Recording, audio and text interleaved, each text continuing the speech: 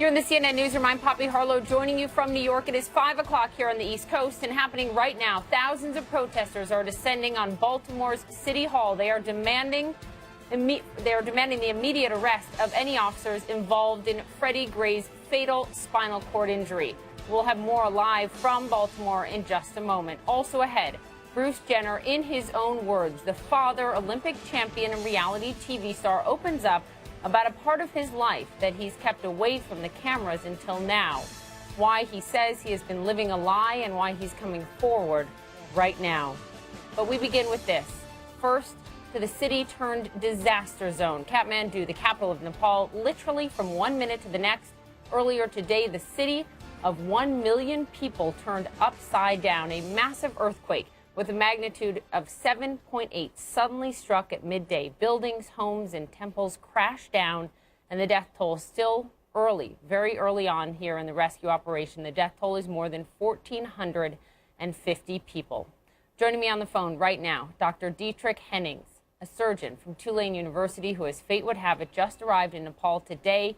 He was going there on a humanitarian mission. Can you hear me, doctor? Yes, I'm here. Thank you for being with us. Describe the scene on the ground to us, where you are right now.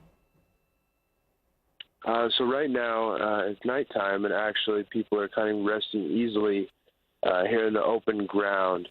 The hotel where we were staying has actually opened the doors for people to go ahead and stay inside in their rooms.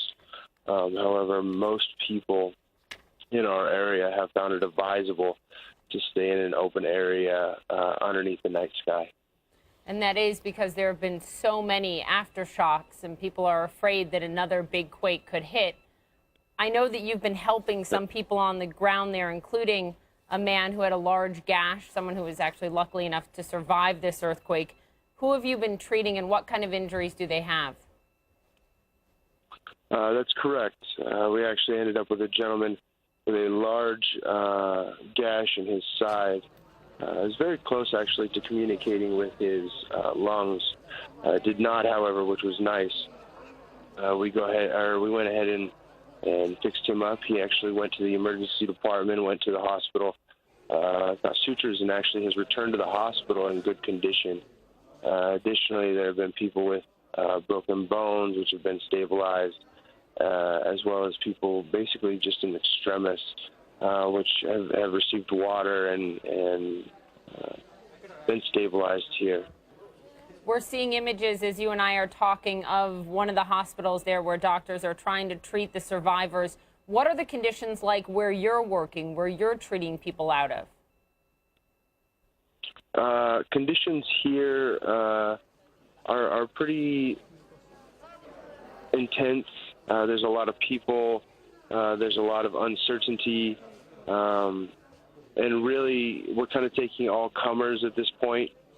We're taking everybody who needs help and trying to get them that help. As I said, it's kind of the middle of the night right now. Things have calmed down a little bit, but we're expecting a very busy day tomorrow here in a couple of hours when the sunlight comes up. We've heard that the United States government is sending $1 million in aid, also people, humans to go and to help as well. What is it that you can tell in the early stages here, the people there need the most? Well, right now, the people here need some organization. They need to understand that the worst is behind them. And I think the biggest thing we need right now is some clearance of all the rubble and all the disaster that has happened, and getting back to the rebuilding process, because we all know that that's what happens next. Doctor, thank you very much for joining us. Good luck on the ground there. They're lucky to have you on the ground helping out. Absolutely. I appreciate it very much. Stay safe.